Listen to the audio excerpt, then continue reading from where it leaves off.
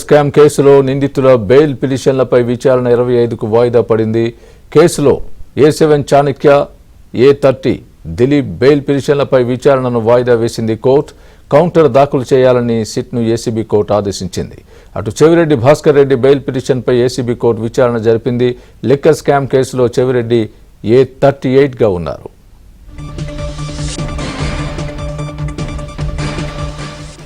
ఇదే విషయానికి సంబంధించి పూర్తి అప్డేట్ మా ప్రతినిధి ప్రసాద్ చెప్తారు. ప్రసాద్, స్వామి మద్యం కుంభకోణం సంబంధించి ఈ రోజు విజయవాడ ఏసీబీ కోర్టులో ఆ బెయిల్ పిటిషన్లపై విచారణ జరిగింది. అదేవిధంగా మద్యం కుంభకోణంలో అరెస్ట్ అయిన ఆ 11 మందిని కూడా ఈ రోజు కోర్టులో హాజరుపరిచారు. విచారించిన న్యాయాధికారి ఆగస్టు 1వ తేదీ వరకు కూడా రిమాండ్ పొడిగిస్తూ ఉత్తర్వులు జారీ చేయడంతో వీరందరూ కూడా విజయవాడ జిల్లా జైలుకి తరలించారు. అయితే ఏ సమయంలో ఆ నిందితులుగా ఉన్న A7 చాణక్య అలాగే A30 దిలీప్ బెయిల్ పిటిషన్లపై కూడా విచారణ జరగగా వీటికి సంబంధించి ఈ నెల 25వ తేదీకి వాయిదా వేస్తూ ఉత్తర్వులు జారీ చేశారు. మరోవైపు చెవిరెడ్డి భాస్కర్ రెడ్డి బెయిల్ పిటిషన్ పై కూడా ఈరోజు ఏసీబీ కోర్టులో విచారణ జరిగింది.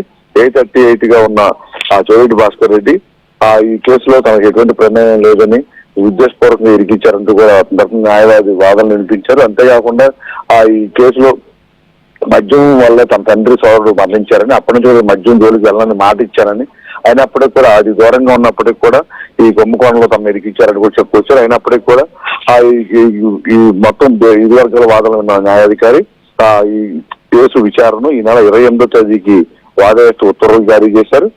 మరోవైపు ఈ రోజు కోర్టుకు వచ్చిన చెవిరెడ్డి భాస్కర్ రెడ్డి అలాగే అతని డ్రైవర్ బాలాజీలకు కూడా శిక్షాధికారులు ప్రత్యేకంగా నోటీసులు జారీ చేశారు. ఇటీవల ఎన్నికల సమయంలో 8 కోట్ల రూపాయలు రవాణా చేస్తూ బాలాజీ పట్టుబడ్డాడు. అప్పుడు చెవిరెడ్డి భాస్కర్ రెడ్డి అలాగే వెంకటేష్ నాయుడుకి సంబంధించిన డబ్బుగా కూడా గుర్తించారు. అయితే అప్పటికి మద్యం స్కామ్ బయటపడకపోవడంతో అది మామూలుగా ఎన్నికల పంచడానికి అనుకుని భావించి వదిలేసే పరిస్థితి. అయితే ఇప్పుడు మద్యం కుంభకోణంలో కేసీఆర్ రాజశేఖర రెడ్డి నుంచి చెవిరెడ్డి భాస్కర్ రెడ్డి డబ్బులు తెచ్చారు నిర్ధారించుకున్న తర్వాత ఇప్పుడు ఆ డబ్బులు ఏ విధంగా తెచ్చారు, ఎవరెవరి ద్వారా పంపిణీ చేశారు, ఎక్కడెక్కడ తరలించారన్న అంశాలపై కూడా పూర్తిగా వివరాలు ఇవ్వాలంటూ కూడా నోటీసులు జారీ చేయడం చర్చనీయాంశంగా మారింది.